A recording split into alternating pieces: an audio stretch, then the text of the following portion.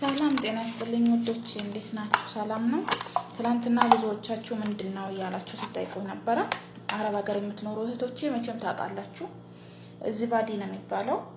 አገር ቤትም ቢሆን አለ ይሄ እና ይሄንን እየገዛችሁ ተጠቀሙ። ፊታችሁን እየታጠባችሁ በ3 ቀን አንዴ በደንብ ፊታችሁን ታጥባችሁ ፊታችሁ ከደረቀ በኋላ ይሄንን ስትቀቡ ለ10 ደቂቃ ለ15 ደቂቃ ፊታችሁ ላይ ታውት።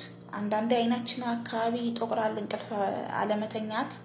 ያው አረብ ሀገር ያለን ሰዎች እናውቃለን፣ እንቅልፍ ብዙ አንተኛም። ስለዚህ አይናችን ስር ይጦቅራል፣ ያንን ሁሉ ያስወግዳል ማለት ነው። ይህንን ተቀቡ እህቶቼ።